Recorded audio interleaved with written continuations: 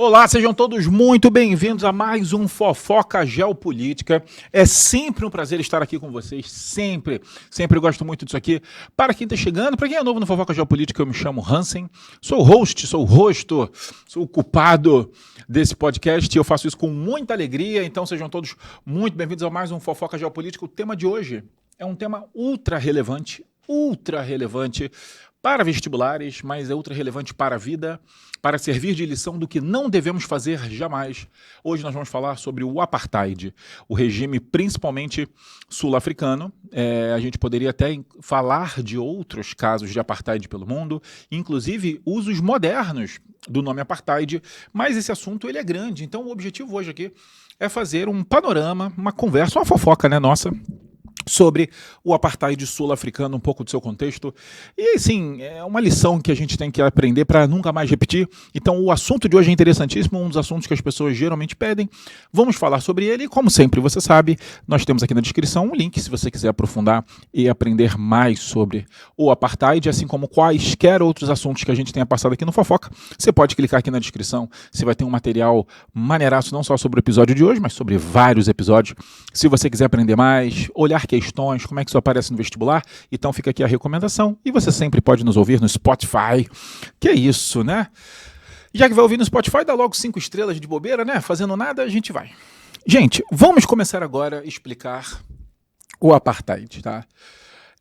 Eu tenho certeza que muitas pessoas estudam apartheid, quem nunca estudou é muito importante conhecer. Só que existem algumas definições que as pessoas fazem, talvez até que tiveram um pouco contato com o assunto, que dificultam um pouco e a gente precisa deixar algumas coisas super claras. A primeira delas qual é? Muitas pessoas falam assim, Hansen, o apartheid não é o regime de preconceito, de racismo, de segregação étnico-racial? Não. Na verdade, não. Eu não gostaria que a gente entrasse nessa fala, que é uma fala muito comum, de que o apartheid ele é a segregação, ele é o preconceito. Por que, Hansen, você não quer que a gente faça isso? Porque o apartheid ele tem data. Não só de começo, mas de fim. E aí, se você começar a achar que o apartheid é o preconceito, é a segregação, você pode criar uma falsa ideia de que a segregação só começou em 1948 ou que ela acabou em 1994 e criar uma falsa sensação que pronto, resolvemos esse problema, não só na África do Sul, mas na Terra, sabe? Não, gente, não. Ela é bem anterior, eu vou explicar para vocês, e infelizmente, como eu até falei no comecinho, a gente ainda convive com preconceitos hoje em dia. Então não confunda, não ache que o apartheid ele é todo o preconceito, toda a segregação. É lógico que não. Porque se fosse isso e ele tivesse acabado em 1994, o mundo seria um mundo muito melhor. E se ele só tivesse começado em 1948, assim, apesar do terrível de ter começado, seria muito melhor do que ser histórico como ele é. Então você fala assim, Hansen, beleza, entendi. Quando a gente fala de preconceitos, quando a gente fala de segregações, a gente está falando de algo, infelizmente, muito maior, muito mais profundo e que precisa ser muito mais combatido, sem dúvida, sem dúvida. Mas, afinal de contas, o que foi o apartheid, então, Hansen, essa diferença que você está falando? Muito bom você perguntar. O apartheid, na verdade, ele foi a institucionalização legal e formal das práticas preconceituosas, segregacionistas. Quase, em resumo muito bobo, é como se eu falasse assim, o apartheid é quando o racismo vira lei. E o pior, a lei é o racismo. Essa é a diferença. Então entenda, o racismo sempre existia, a segregação sempre existia, eu inclusive vou falar de outras leis que existiam antes da lei do apartheid, só para deixar claro.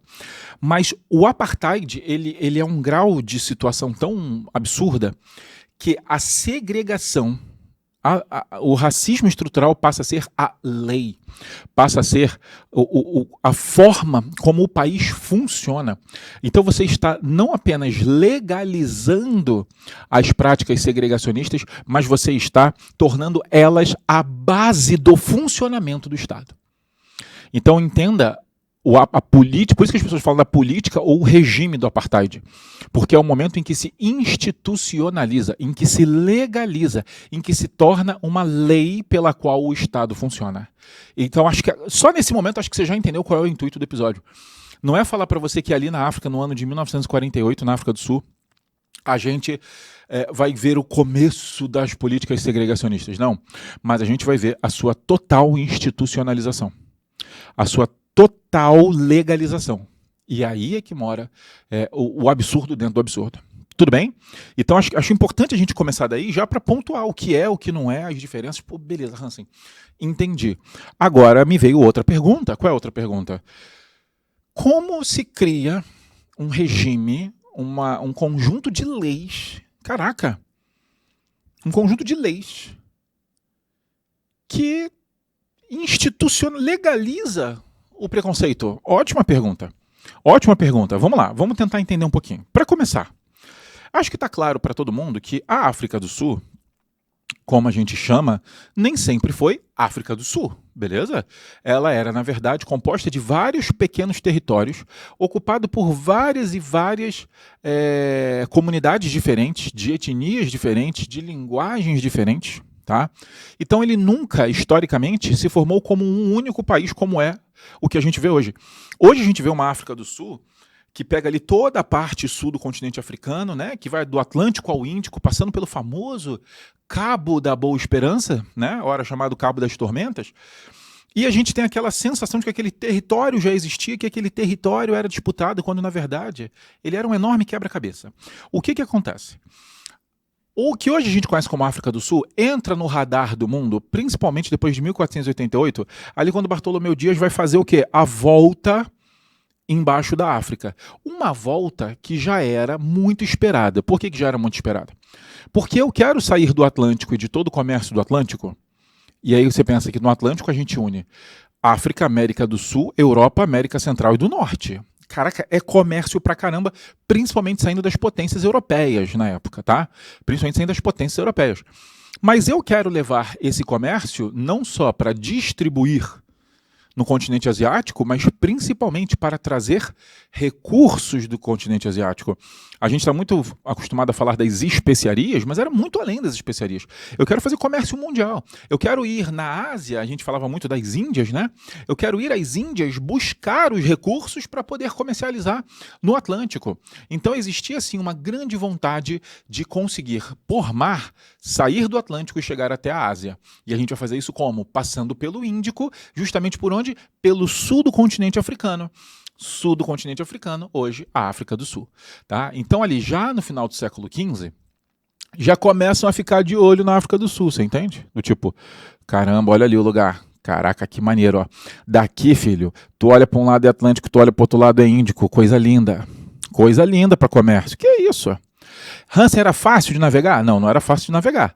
Tanto é que até aprenderem realmente ali as rotas mais eficazes, chamavam aquilo ali de Cabo das Tormentas, porque os navios afundavam. É verdade que tem tubarão? É verdade que tem em muitos lugares, não apenas ali, né? Os dali são famosos. Mas enfim, não estou falando para vocês que é uma fácil passagem. Mas depois que se descobre, é extremamente útil. Então ali já era um lugar para se ficar de olho. E aí se eu perguntasse rapidamente para vocês assim, beleza, mas vocês sabem que a África do Sul foi colonizada? E foi colonizada por quem? Ela é colônia de que país europeu? Você vai responder o quê? Colônia britânica. E você está correto, correta. Você está correto. É uma colônia britânica. Se alguém perguntar, a África do Sul foi colonizada, é uma colônia oficialmente de qual país? Pelo Reino Unido. Ela é uma colônia do Reino Unido, tá bom? Óbvio que ela já é independente, mas quando a gente classifica, o Brasil foi colonizado por quem? Portugal. A gente consegue designar uma relação metrópole-colônia.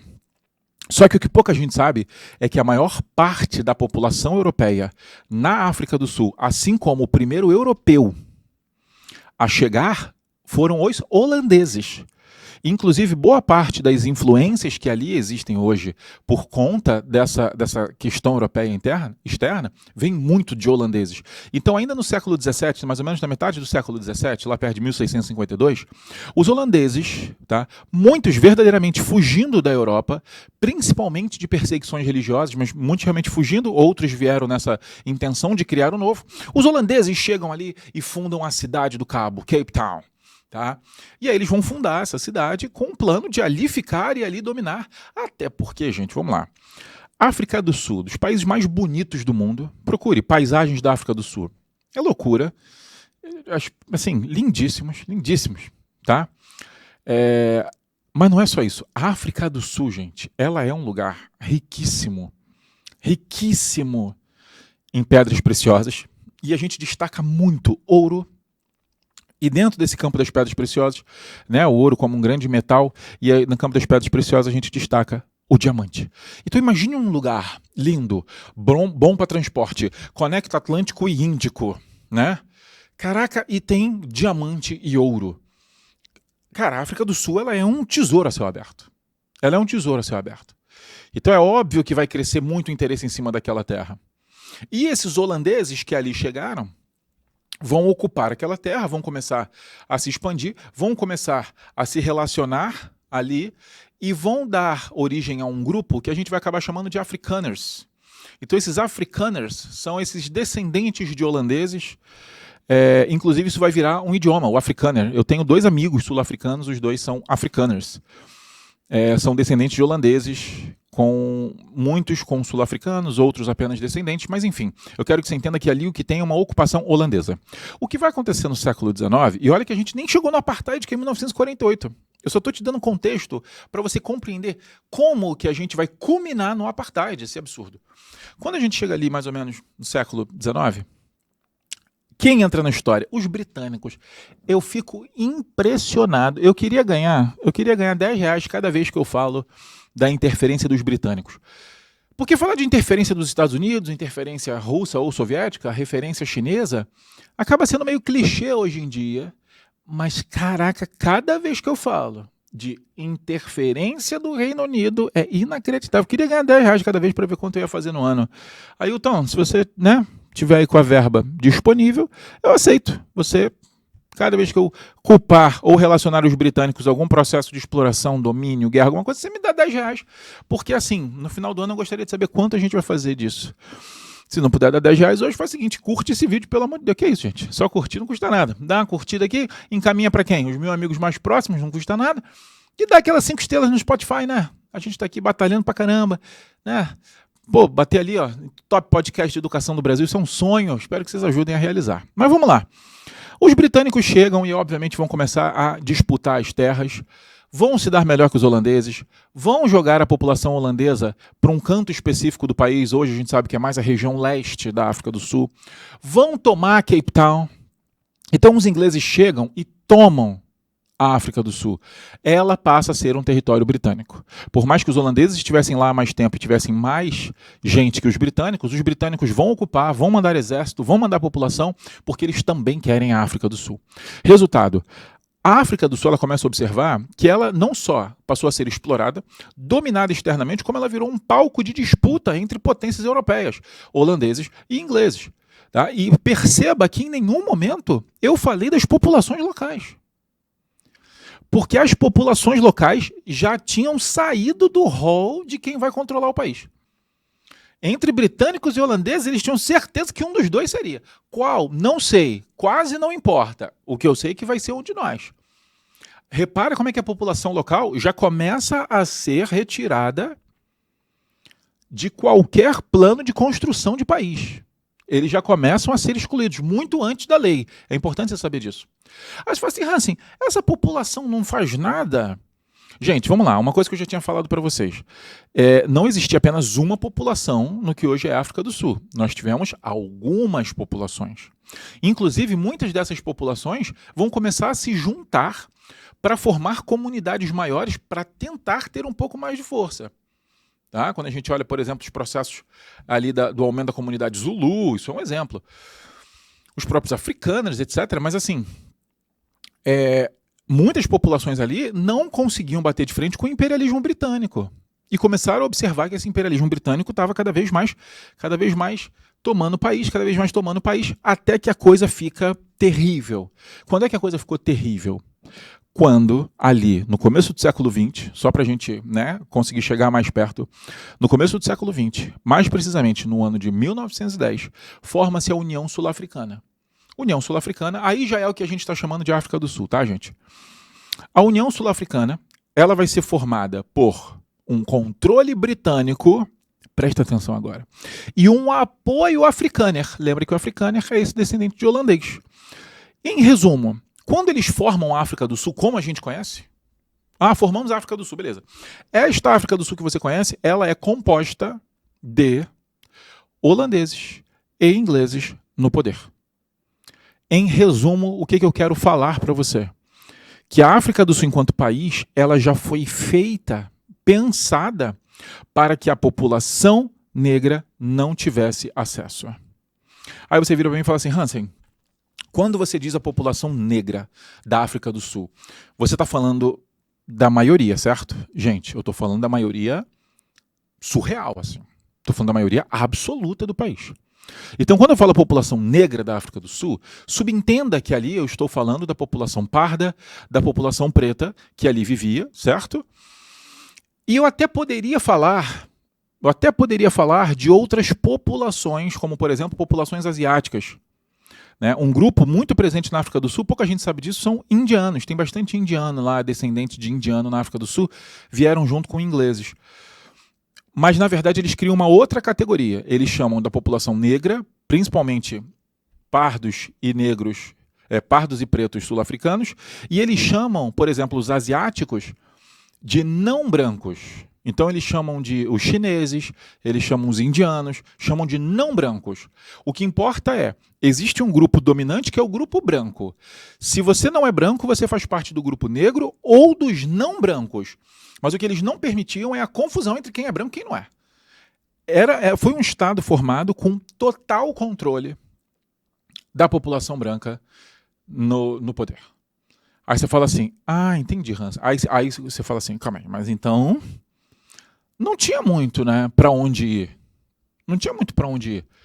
Os caras já formaram o país com esse pensamento de segregar e só dar poder para a população branca. Aí é difícil. Gente, vou ser sincero com você. Aí é difícil. Mas, com o passar do tempo, novas possibilidades podem surgir, novos movimentos, certo? E realmente só isso não garantiria para sempre que a população branca estaria no poder. Você gosta de... Quem gosta de história aí, né? Bebendo um pouco ali da fonte da história... Quando a gente lê os livros do Eric Hobsbawm, que é uma das grandes referências de história, né, quando a gente vai estudar geopolítica, quando você lê o Eric Hobsbawm, ele vai chamar o começo do século XX, ali, o fim da Primeira Guerra Mundial, de fim da Era dos Impérios. E o Hobsbawm mostra, é um momento em que os estados estão se formando. A gente quebra aquela ideia, estou olhando para o Império Britânico, para o Império Russo. E a gente começa a falar para o Império Turco-Otomano, e a gente começa a olhar para os estados, formação dos estados, formação dos poderes, sabe? As estruturas políticas, congressos, senados, parlamentos. Então a gente começa ali no século XX a ter uma discussão muito maior sobre instituições públicas, congressos, senados, parlamentos, votações, eleições, democracias. São coisas que vão começar a ser cada vez mais questionadas ao longo do século XX. Então, o que eu quero dizer? Que se eles tivessem parado e falado, não, só vamos dividir e só a população branca está no poder, e não fizessem mais nenhuma outra política, com o passar do tempo, aumentaria a probabilidade de outras populações que não a população branca chegassem ao poder. Mas o projeto ele foi tão descarado, ele foi assim tão meticulosamente e cruelmente pensado que eles foram, ao passar dos tempos, criando leis que dificultavam cada vez mais a ascensão da população negra, mas não só, garantindo o papel que a população negra teria na sociedade. É isso que eu quero que vocês entendam. Eles não criaram essa estrutura e deixaram a vida levar. Eles criaram essa estrutura e foram garantindo mecanismos para ter certeza que a população negra jamais viraria esse jogo. Mesmo que o mundo mudasse. Aí você, que é isso, Hans? Que é isso, Hans? O quê? Vamos lá. Vou te dar alguns exemplos de leis que foram inventadas antes do apartheid, tá? Ainda não cheguei no apartheid. Foram leis que foram criadas antes do apartheid. Exemplo, pretos e não brancos não votam. Simples assim. Simples. Mas eles são 80% da população, Hansen. Não vota. Hansen, mas calma aí. Então, calma aí. Você está me explicando o seguinte. Já vislumbrando que em algum momento eleições seriam necessárias, já vislumbrando que em algum momento o processo eleitoral seria cobrado, eles já proibiram pessoas pretas e não brancas de votarem. Perfeito. Entenda, já falei para vocês, os não brancos são principalmente asiáticos. Tá bom, gente? Vamos lá. Ó, são principalmente asiáticos. Não podem votar. Aí você, caraca, que safados. Mas não para por aí não, tá? Não só não podem votar, como também não podem ocupar cargo político. Aí você, faz diferença, Hansen? Faz. Porque vai que surge uma pessoa do grupo preto, negro, pardo, não branco, altamente carismático, altamente popular. Olha aí, olha aí. E aí vai que ele convence a população branca de votar nele. Gente, olha onde chega o nível porque eu ia falar uma palavra feia aqui, mas é muito terrível o que eles fizeram. Olha o grau de pensamento. Vai que aparece uma pessoa dessa altamente cativante e convence a população branca a votar nela. E não estou falando para ser presidente, estou falando para fazer parte do Congresso, estou falando para fazer parte, né, de órgãos menores. E aí, ao fazer parte de um órgão menor, faz um bom trabalho, chama a atenção, começa a fazer medida populista, daqui a pouco essa pessoa começa a cair nas graças do povo. Olha o perigo. Então, essa população também não pode se eleger. Não pode votar e não pode se eleger. Então, a eleição inteira, os cargos públicos, a formação dos poderes na África do Sul, ela vai ser feita com votação branca entre candidatos brancos. Garantimos. Garantimos. Olha isso, olha isso. Aí você, caraca, só para entender. A gente ainda não falou do apartheid, ainda não. Por que você está falando tanto isso, Hansen? Por duas razões. Uma, porque as pessoas desconhecem, muitas vezes, esse cenário de construção do apartheid. E o outro, é importante você entender que o apartheid também não veio de uma hora para outra. Gente, quando você estuda geopolítica, você busca reconhecimento de padrão. Não sei se você já ouviu isso, mas estudar geopolítica é buscar reconhecimento de padrão. É observar que quando um país toma a atitude A, B e C, geralmente ele vai fazer D. Quando o país toma as atitudes E, F, G, H, I, ele vai tomar a atitude O. Não, quando o país A e B se juntam para fazer X, o resultado tende a ser Y. A geopolítica te faz ter esse reconhecimento de padrão e falar, isso aqui está estranho, isso aqui está estranho. É assim que a gente muitas vezes entende o que está acontecendo. E quando a gente observa, por exemplo, essas políticas, essas estruturas segregacionistas, eu garanto para vocês, é extremamente raro que ela tenha vindo do dia para a noite. Que ela tenha literalmente caído nossa, olha só, gente, entrou um partido e decidiu fazer isso, que absurdo. Geralmente ela tem um grande enredo. Então, continuando essa coisa surreal, já falei para vocês como é que eles garantiram que eles não estariam no poder. Primeira coisa, e olha só como é que a gente já está chegando num entendimento muito interessante, muito profundo. Você percebeu que a população branca era exclusiva no poder, certo? Você acabou de entender como foi possível criar o apartheid. Mesmo que eu falasse mais nada para você agora, você acabou de entender como foi possível criar o apartheid. Por quê? Porque eu preparei uma estrutura política em que toda a população negra estaria de fora das decisões, estaria de fora das discussões. Então, era só a galera que queria se manter no poder, votando e criando leis para se manter no poder.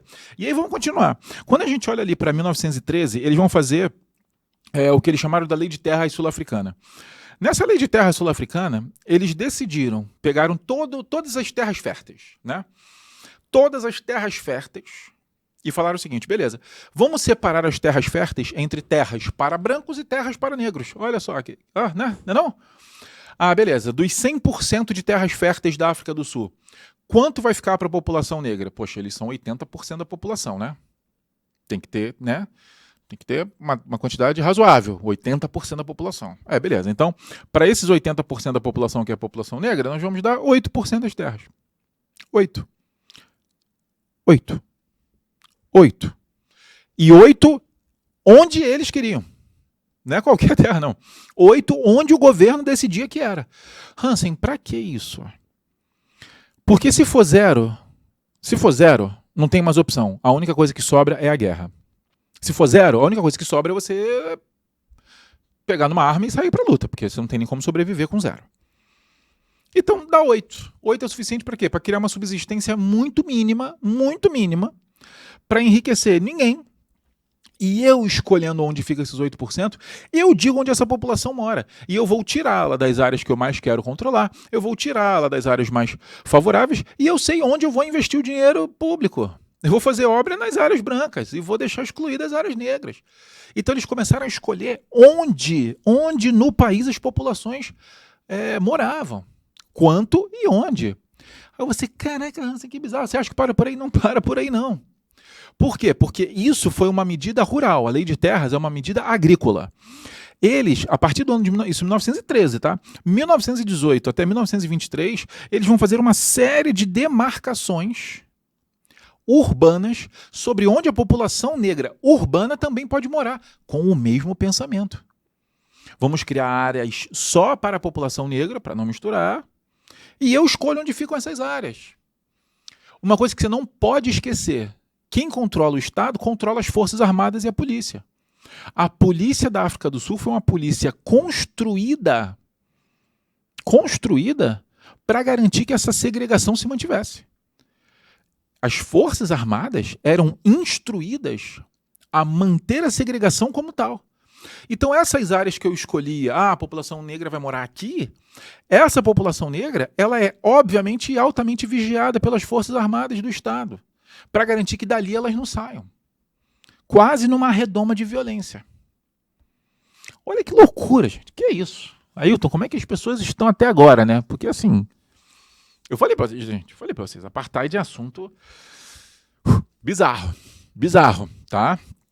Dá uma curtida aí, né, gente? Só pra desanuviar, né? Vamos lá. Aí você fala assim, caramba, Hansen, agora eu tô entendendo o que você falou. O apartheid realmente não caiu do céu. Eles foram construindo um cenário. E tem mais? Claro que tem mais. Só para vocês terem uma ideia, em 1926, eles criaram uma regra que proibia a população negra de estudar.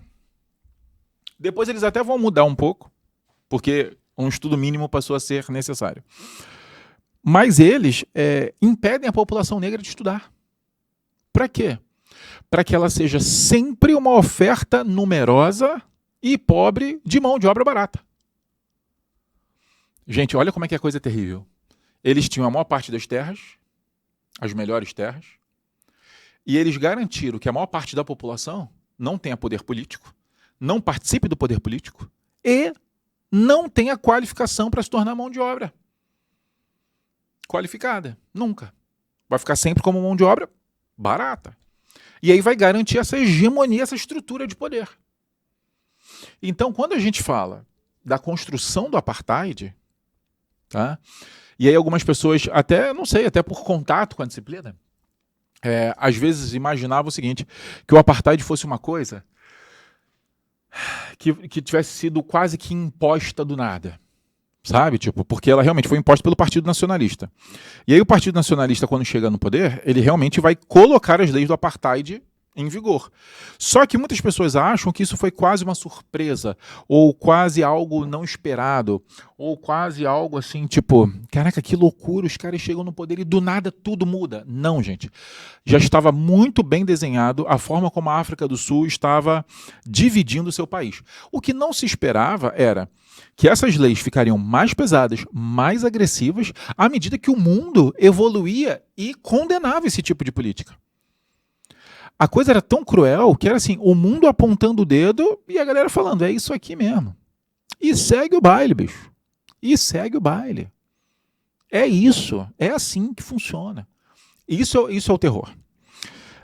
E, enfim, chegamos ao ano de 1948. Como eu falei para vocês, o Partido Nacionalista chega ao poder e ele vai implantar as políticas do apartheid. Apartheid é uma palavra afrikaner, né? Você sabe, afrikaner, relação com a origem holandesa. Apartheid significa ou separação ou segregação em afrikaner. Tudo bem? Então, a política do apartheid nada mais é do que você tornar público, político, legal a segregação entre brancos e negros e não brancos, como eu contei para vocês. Então é importante você entender que ele vai ser um conjunto de leis que vai buscar isolar, separar e garantir essa situação de desigualdade entre população branca e todo o restante da população da África do Sul. Tudo bem? Chegamos ali no ano de 48. E aí o que acontece? A primeira coisa que eles fazem se isso é uma política de segregação, eu tenho que saber quem eu segrego. Eu tenho que saber quem eu segrego, porque eu vou segregar quem? Né? Isso é uma divisão entre quem e quem. E aí o que eles vão fazer? Eles vão criar um passaporte. Olha só que fantástico. Imagina você dentro do seu país ter que andar com seu passaporte. Aí você vira e fala assim, Hansen, para com isso. Eu moro num país, Brasil, e eu tenho, por exemplo, minha identidade, Ué, não tem que ter? Não tem que ter identidade? Eu vou ser sincero, eu acho que você tem um argumento razoável. É verdade, você tem um argumento bom. Assim, nós moramos no Brasil e nós temos documentos. Qual é o problema de ter um documento? O teu documento, a tua identidade, ela serve para te individualizar. Ela traz coisas que são suas. Seu CPF é exclusivo. O nome até pode não ser exclusivo, mas o nome com esse CPF, com essa digital, com essa foto, sabe esse tipo de coisa? Com essa assinatura, tem vários elementos no nosso documento que nos diferencia. A ideia do nosso documento é nos individualizar, todos iguais como cidadãos, cada um dentro da sua individualidade. Esse é o papel. Só que o passaporte da África do Sul, ele não era para individualizar você, ele não era para te olhar como um cidadão e falar, não, você, né, como um cidadão, uma cidadã, tem ali todas as suas características próprias. Era para separar apenas por cor. Por cor. Eu não quero saber quem é você. Eu não estou preocupado quem é você. Eu não estou nem aí para a sua individualidade. Eu só quero saber se você é branco ou não. E esse passaporte era só para determinar, obviamente tinha nome, etc., mas assim, ele era só para determinar se você fazia parte do grupo branco ou não. Tá? Grupo branco, lembra? E eu tinha os não brancos, eles também eram chamados de pessoas de cor. Eles não são brancos não, eles já têm cor. Sabe? Eles já têm alguma cor. São pessoas de cor, são não brancos, ou a população negra composta por pardos e pretos. Resultado. Começa uma segregação documentada agora. Se não bastasse todo o resto, começa uma segregação documentada. E aí você fala assim, Hansen, mas vem cá, quem é que vai determinar o que uma pessoa é dentro dessa escala de documento? Ótima pergunta. Eles criaram essa regra em 48, em 1949 ou 50, eles criam o departamento que cuida disso. Então é um departamento que vai designar como vai ser a vida da pessoa pela cor dela. Pela cor dela. O absurdo não para. Então tinha um departamento do governo que falava, você é uma população, você é uma pessoa parda, você é uma pessoa de cor, não branca, você é uma pessoa preta, e determinar e falar, acabou, esse aqui são seus direitos, esse aqui é até onde você vai, esse aqui é onde você não vai. Aí você fala assim, Hansen, mas calma aí, beleza. Mas vamos supor, o que acontece quando uma pessoa branca, uma pessoa parda, uma pessoa branca, uma pessoa preta se casam, né?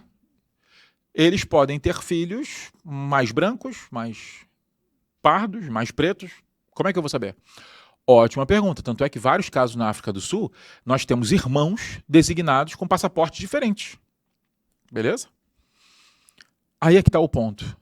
Essa pergunta de vocês é uma pergunta interessante, uma pergunta muito, muito coerente. Fala, Hansen, se é tão absurda assim a diferença, isso é um ponto relevante. Vocês têm razão. O que eles fizeram em relação a isso? Adivinha só?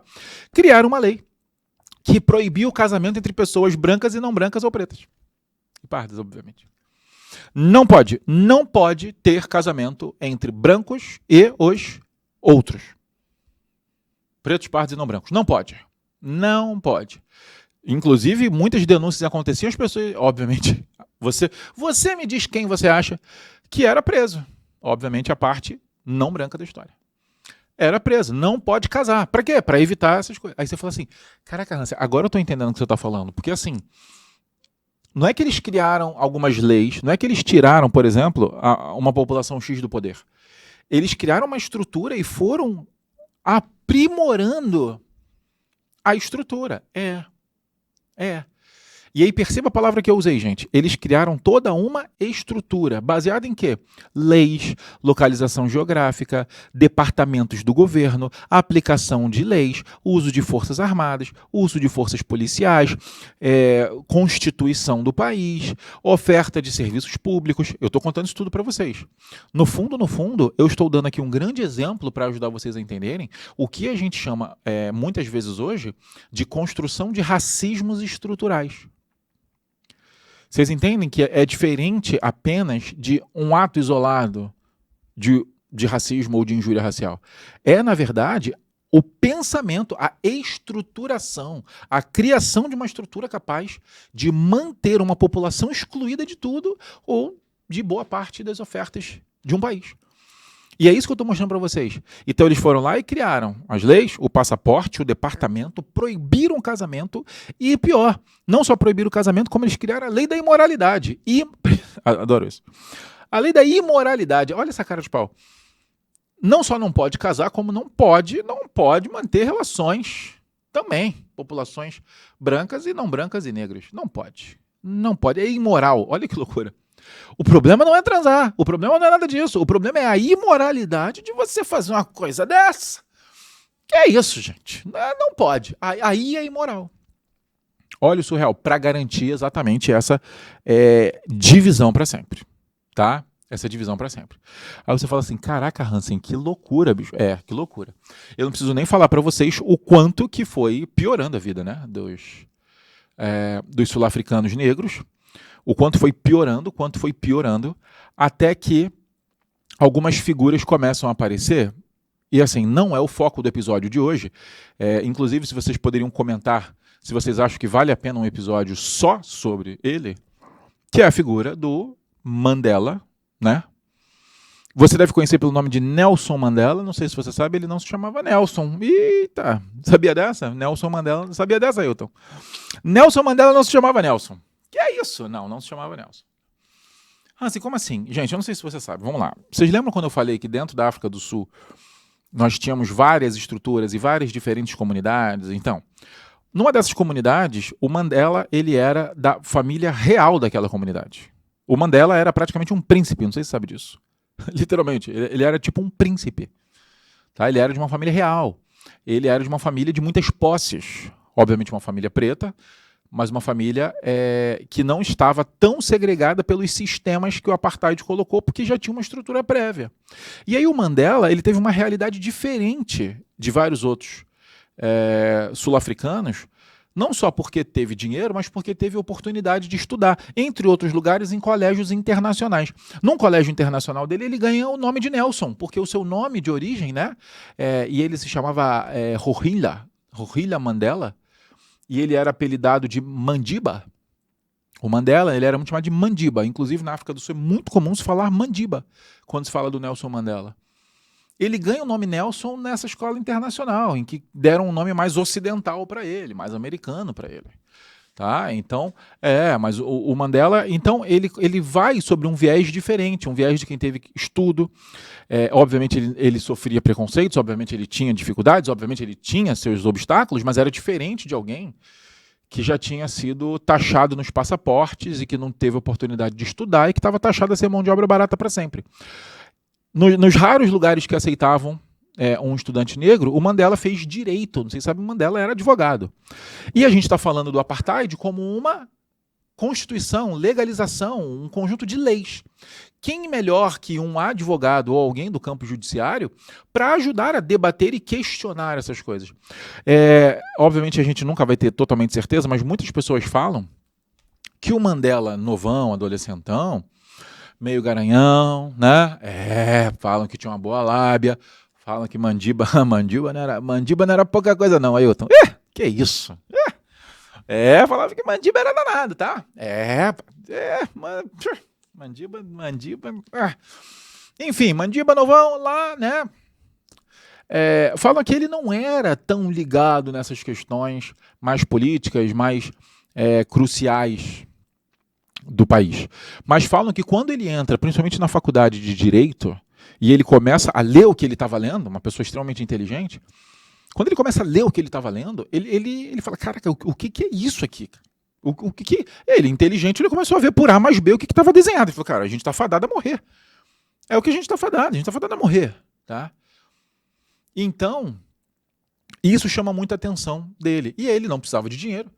Ele foi uma pessoa que começou a entrar em grêmios, começou a entrar em atividades políticas, conheceu representantes políticos, até que ele entra no Congresso Nacional Africano, o CNA, que vai ser o principal partido de oposição ao apartheid.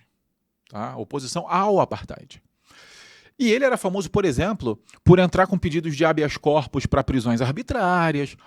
Ele aconselhava as pessoas no campo jurídico e, obviamente, ele começou a ser considerado uma pessoa muito perigosa pelo Estado, uma pessoa muito perigosa porque ele tinha conhecimento jurídico e ele estava atrapalhando.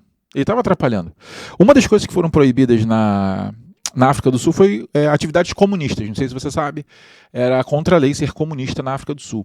E ele, obviamente, foi taxado como terrorista, comunista, e quando eu digo taxado, talvez não seja nem certa a palavra, ele foi registrado como tal. Quase que ele foi fichado, né, como comunista, fichado como terrorista, enfim, como tudo, porque eles queriam que a figura dele fosse associada a atividades ilegais. O que acontece? O Mandela veio nessa base ali do habeas corpus, do jurídico, tentando, etc, etc, etc.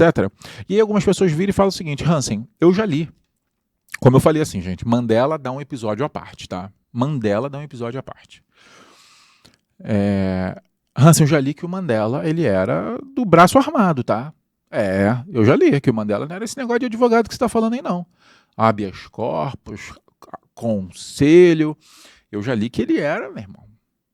Quando você fala do terrorista, eu ouvi dizer que ele fechou com partidos que queriam cair para a guerra.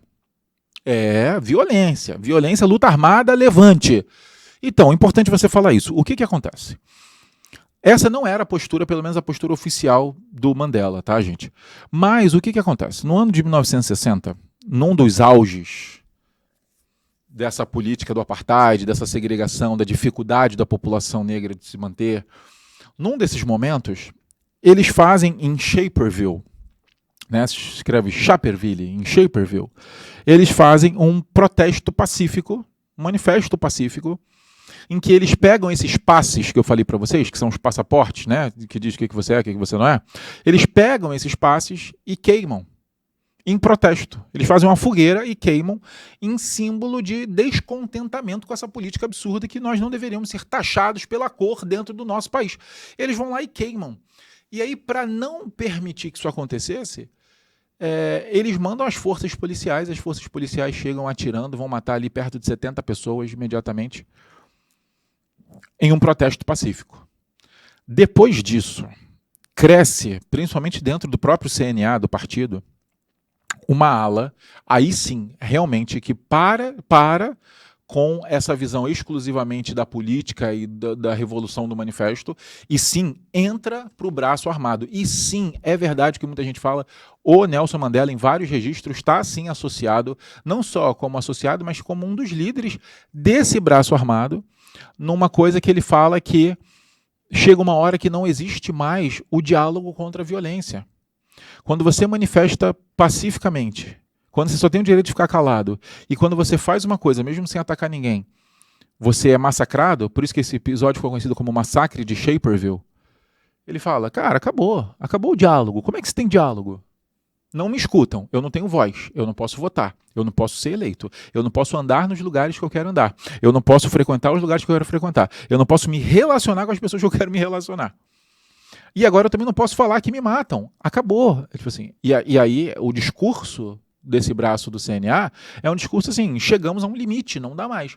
E aí é verdade, aumenta o armamento e aumenta sim, conflitos civis.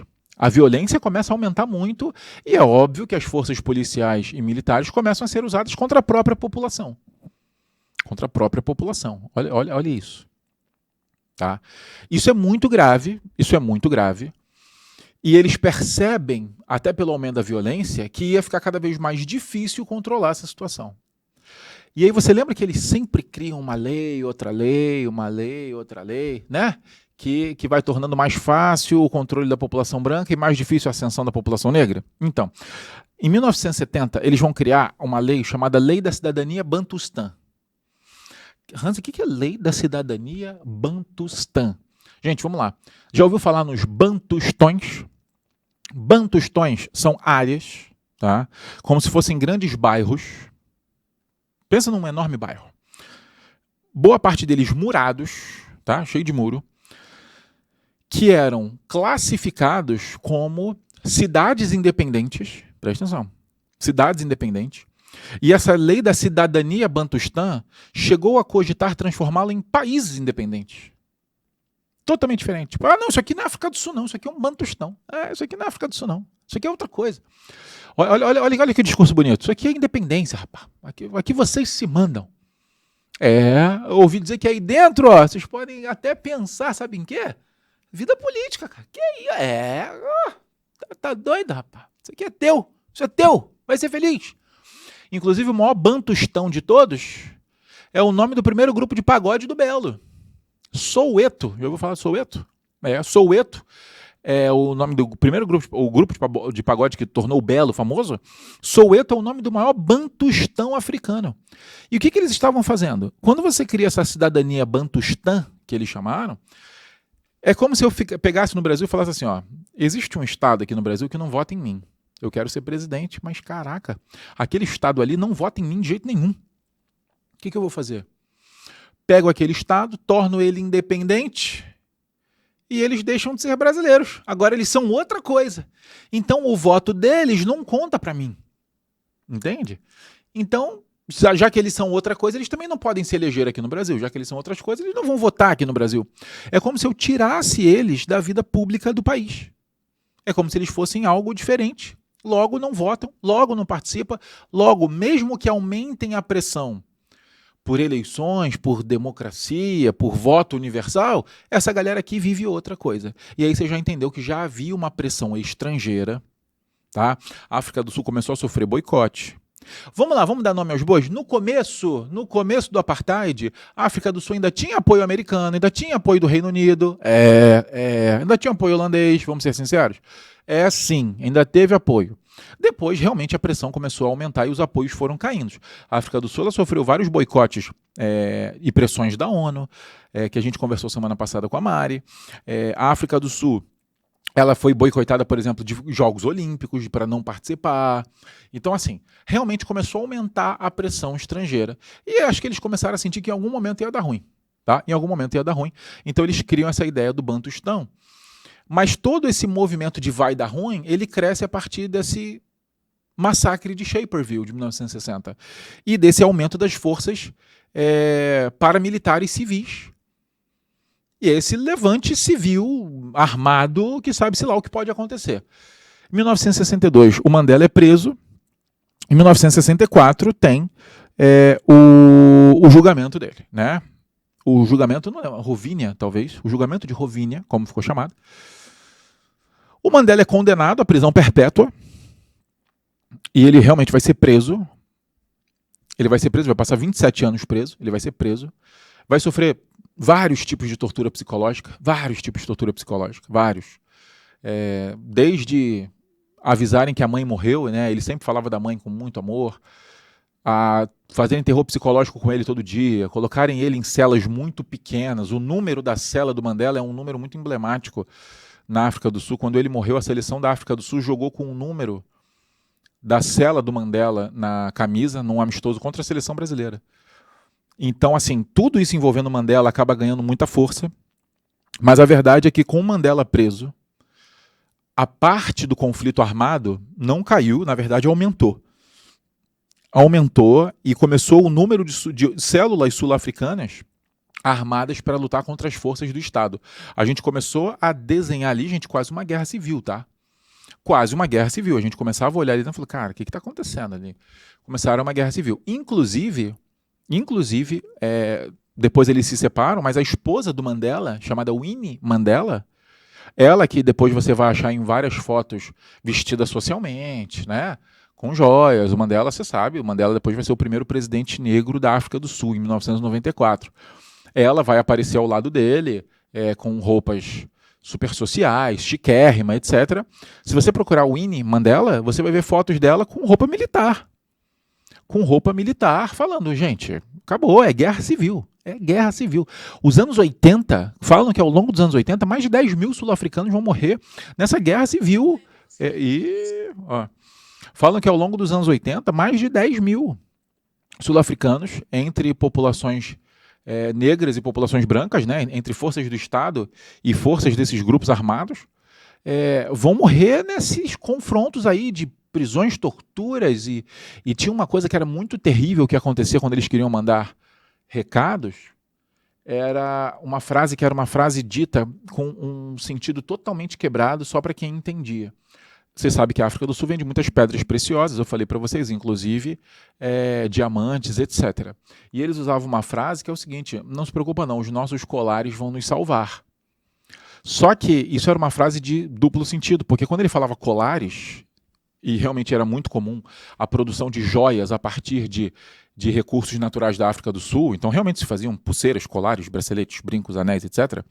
Mas quando ele fala nossos colares vão salvar, isso era uma prática que usavam para mandar recado, em que você colocava uma pessoa dentro de vários pneus até o pescoço, daí vem o nome colar, e queimava o pneu quando você queria mandar uma mensagem para um grupo, pegar um líder, pegar alguém para mandar uma mensagem.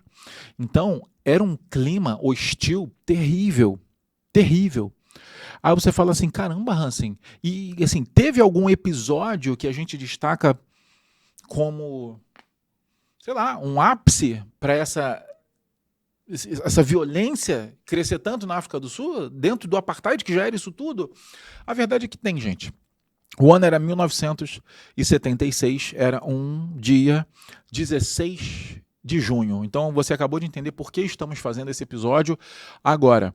Tá? Apartheid é um assunto sempre importante, mas vale falar que tem 30 anos do fim do apartheid, comemorado esse ano, né? Ele acaba em 94, então temos 30 anos do fim do apartheid, e agora, né, essa semana que passou, nós tivemos aí também o aniversário do Levante de Soweto. O Levante de Soweto aconteceu no dia 16 de junho de 1976, e ele foi uma coisa assim, muito terrível. Por quê? Porque na África do Sul, eles mudaram as leis de estudo.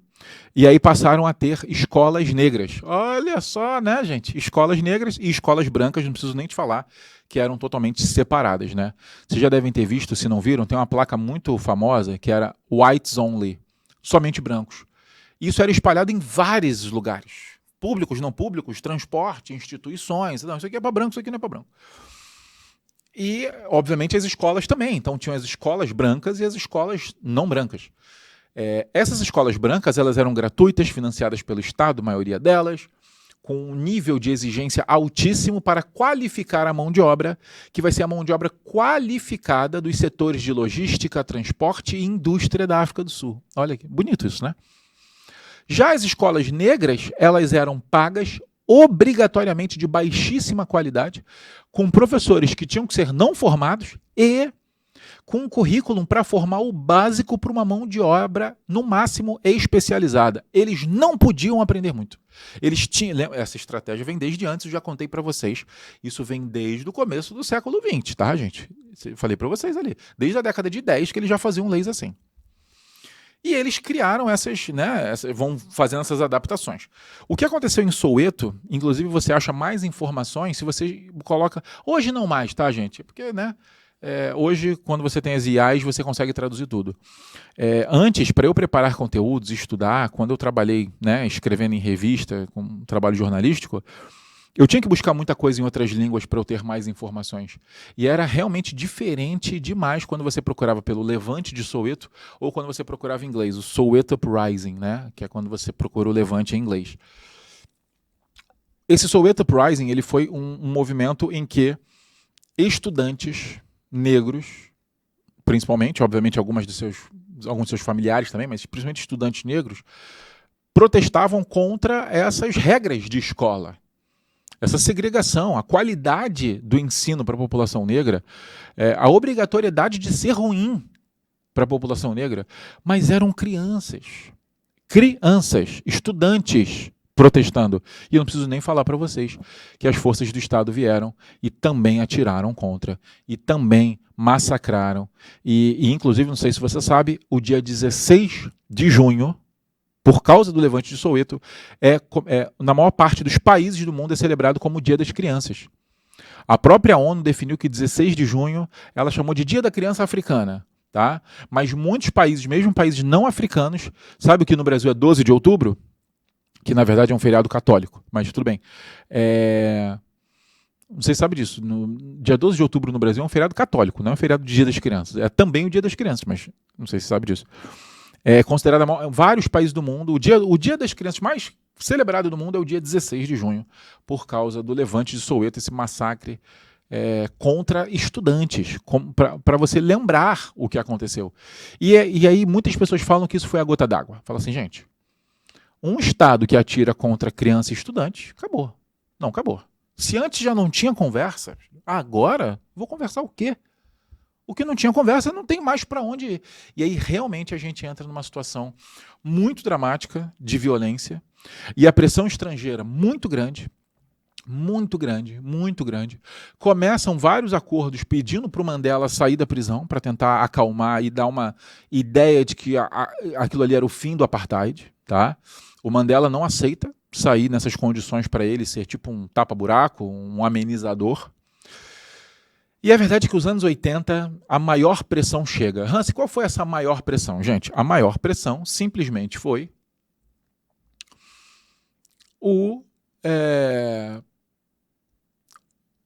a mudança neoliberal do mundo começou a exigir estados menos atuantes, mais fracos, mais abertos às empresas.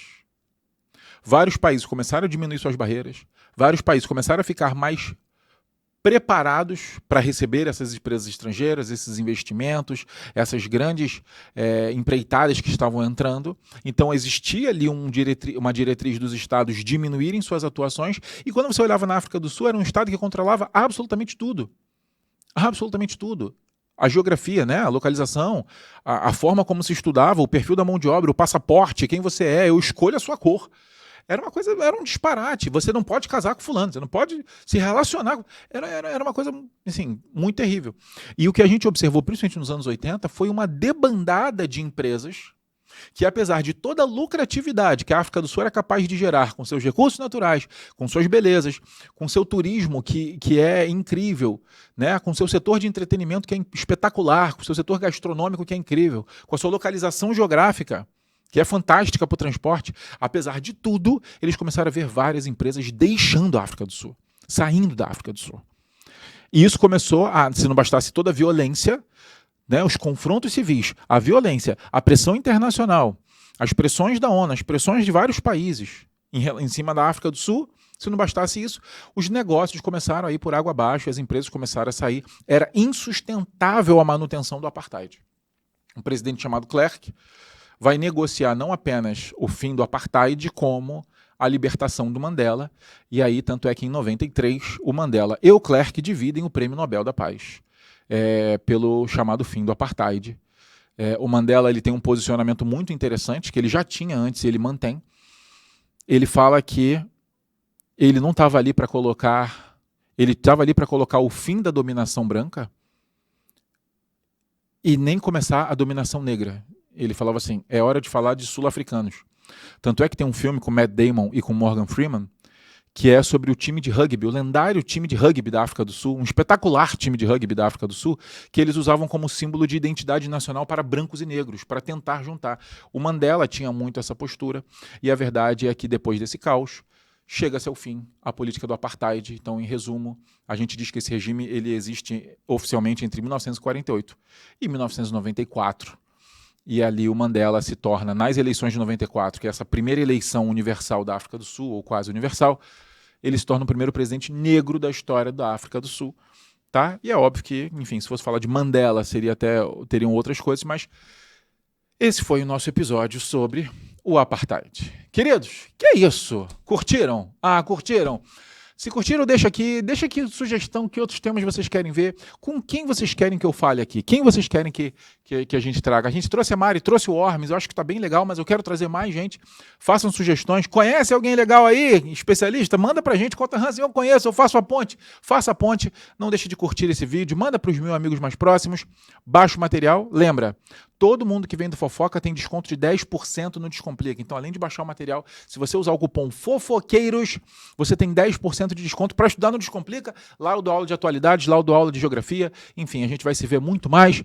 Você é muito bem-vindo e não deixe de curtir a gente também no Spotify, que além dos episódios do Fofoca, tem os episódios do Fofoquinha. É um produto exclusivo do Spotify. Vai lá, dá 5 estrelas pra gente. Muito obrigado. Esse foi mais um Fofoca Geopolítica, o Fofoca número 47.